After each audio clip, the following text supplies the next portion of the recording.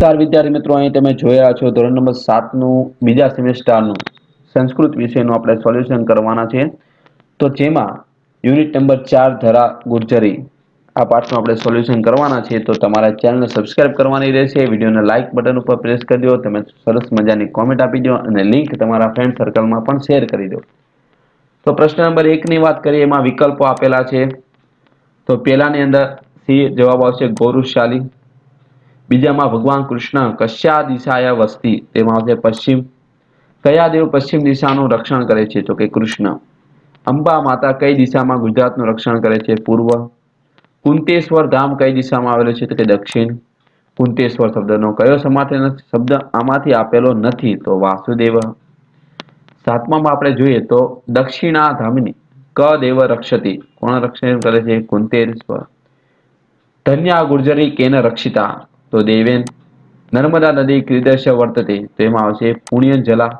નર્મદા ખાલી જગ્યા અસ્તિ, તો પુણ્ય સલીલા. કઈ નદીને સૂર્યની પુત્રી કહેવામાં આવે છે? તો વિદ્યાર્થી મિત્રો, સુરતમાં આવેલી તાપી નદીને સૂર્યની પુત્રી કહેવામાં આવે છે. તનયા એટલે પુત્રી. સા ભરમત્યા ઇતિહાસ ક્રીદુષે, તો વિશાલ. કશ્ય મહાપ્રભાવ અસ્તિ, તેમાં આવશે ગુર્જર દેશસ્ય. કશ્યા તટે ઉજ્જૈન અસ્તિ, તો આવશે સિપ્પાયા. સિપ્રા નદી છે ત્યાં, સિપ્રા. ખાલી જગ્યાએ તમારે લખવાની છે એમાં ગૌરવશાલીને કે માતૃ ગુર્જરી. વસતી કૃષ્ણ પ્રથમી દિશામાં. એના પછી કુંતેશ્વરસ્ય તું દક્ષિણ ધામ. ગુર્જર દેશ્ય મહાપ્રભાવ પ્રસિદ્ધ. તો ખરા ખોટા તમને આપેલા છે, આમાંથી જોઈને તમારે લખવાના છે. એના પછીનું પ્રશ્ન તમને જોડકા પણ આપેલા છે. ઝડપથી તમે આમાંથી જોડકા જોઈને તમારે આઈડિયલની અંદર તમે લખવાના છે. ગુજરાતીમાં આપણે ઉત્તર જોવાના છે. પેલું છે ધરા ગુર્જરી ગીતમાં કોનો મહિમા ગવાયો છે? તો કે ગુજરાતની ધરતીનો મહિમા. ગૌરવશાળી કોણ છે? ગુજરાતની ધરતી ગૌરવશાળી છે. દક્ષિણ ધામનું રક્ષણ કોણ કરે છે? તો કુંતેશ્વર. સૂર્યપુત્રી કોણ છે? તાપી. કોનો મોટો પ્રભાવ છે? ગુજરાત પ્રદેશનો મોટો પ્રભાવ છે. સંસ્કૃતમાં પ્રશ્નના ઉત્તર લખવાના છે. પેલામાં આવશે કાલિકા પૂર્વ દિશાએ રક્ષતી. નર્મદા નદી પુણ્ય સલીલા અસ્તિ. સા બ્રહ્મ હત્યા ઇતિહાસ વિશાળ. દેવ વડે રક્ષાલી અને દેવ રક્ષિલા. સૂર્યની પુત્રી એટલે સૂર્યંત્યા. સૂર્ય કન્યા. ધર્મ આપનારી એટલે ધર્મ દિયાની. પશ્ચિમ દિશામાં એટલે પશ્ચિમ દિશાયા.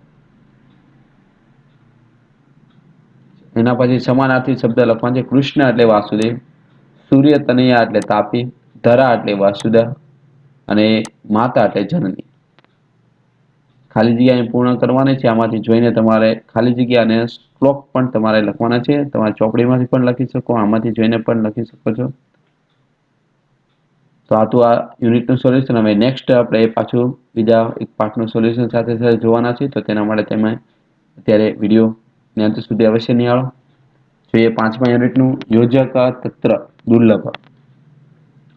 ઊંટ હંમેશા શું જોવે છે? દોષ. ઊંટ ક્યાં ફરે છે? તો કે વનમાં. ઉષ્ટ કુત્ર અટતી, તો વને. વને ક અટતી, તો આવશે ઉષ્ટ એટલે કે ઊંટ. વૃક્ષસ્ય ઉપરી ક અસ્તિ, તો શુક. ઊંટ પોપટને ક્યાં જુએ છે? વૃક્ષ ઉપર. Shook Kim અનુભવતી? લજ્જા. કૂતરાનું શું વાક છે? કૂતરાનું શું વાંકું છે? તો પૂંછડી. બકસ્ય કા બકરા, તો આવશે ગ્રીવા. બકહ ક પ્રતિ ન પશ્યતિ, તો આવશે ઉષ્ટમ. સમીચીનમ શબ્દનું ગુજરાતી શું થાય છે? બરાબર. કોણ સ્વામી ભક્ત છે? તો આવશે પોપટ. બકસ્ય કી પ્રચલિતા, તો આવશે એકાગ્રતા. કોની એકાગ્રતા પ્રચલિત છે? તો આવશે કૂતરાની. ચલો 15મું છે. કશ્ય સર્વાણી નાણી કશ્ય સર્વાણી. ચલો 15માં આવશે એ. 16માં આવશે બી. સંધિ છોડવાની છે. 17માં આવશે પણ બી. એના પછીનો પ્રશ્ન છે, એમાં ખાલી જગ્યા આપણે પૂર્ણ કરવાનું છે. એમાં બધી અહીં તમને ખાલી જગ્યાના ઉત્તર આપેલા છે. આમાંથી જોઈને વિદ્યાર્થીએ લખવાના રહેશે. એના પછી તમને ખરા ખોટા આપેલા છે તે પણ આમાંથી જોઈને તમારે લખવાના રહેશે. નેક્સ્ટ તમને આપેલું છે ગુજરાતીમાં ઉત્તર લખવાનું છે. કોણ સ્વભાવે વાંકું હોય છે? તો કે ઊંટ. ઊંટ પોપટને શું કહે છે? કે ઊંટ પોપટને કહે છે તારી ચાંચ વાંકી છે. પોપટની ચાંચ કેવી છે? તો કે પોપટની ચાંચ વાંકી છે. પોપટ કેમ શરમ અનુભવે છે? ઊંટ પોપટને કહે છે તારી ચાંચ વાંકી છે તેથી શરમ અનુભવે છે. ઊંટને સૌપ્રથમ કોણ મળે છે? તો કે પોપટ મળે છે. કૂતરા પછી ઊંટને કોણ મળે છે? કૂતરા પછી ઊંટને બગલો મળે છે. ઊંટ ભાઈનું આરોગ્ય કેવું છે? તો કે સારું છે. શિયાળ પોપટ વિશે શું કહે છે? શિયાળ પોપટને વિશે કહે છે કે પોપટની ચાંચ વાંકે છે પણ તે મનુષ્યની વાણી કહે છે. કોણ મનુષ્યની વાણી કહી શકે છે? પોપટ. શિયાળ કૂતરાના વિષયમાં શું કહે છે? શિયાળ કૂતરાના વિષયમાં કહે છે કે કૂતરાનું પૂંછડું વાંકું છે પણ તે પોતાના માલિક પ્રત્યે કેવું છે? વફાદાર. ઊંટની રસ્તામાં કોણ કોણ મળે છે? કે ઊંટની રસ્તામાં પોપટ, કૂતરો, બગલો, શિયાળ મળે છે. ક્વેશ્ચન નંબર 5 છે. અહીંયા તમને સંસ્કૃતમાં ઉત્તર આપેલા છે. આમાંથી જોઈને તમારે લખવાના રહેશે.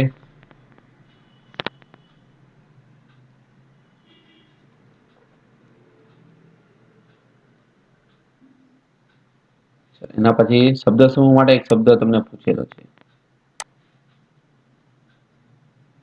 બરાબર એટલે સમીચીન, પ્રખ્યાત એટલે પ્રચલિતા, સરમ એટલે લજ્જા, મંત્ર ન હોય તેવા અક્ષર એટલે અમંત્રમ શેનું, ઔષધ ન હોય તેવું મૂળ એટલે મુમનેશ શદમ, મુમનેશ શદમ. સંધિ છોડીને શબ્દ લખવાના છે. એના પછીનો ક્વેશ્ચન તમને 8મો આપેલો છે કે કોષ્ટકમાં આપેલા શબ્દનો ઉપયોગ કરીને વાક્ય બનાવવાના છે. બાજુમાં તમને 5 વાક્યના ઉત્તર આપેલા છે. નેક્સ્ટ ઉદાહરણ પ્રમાણે જવાબ લખવાના છે.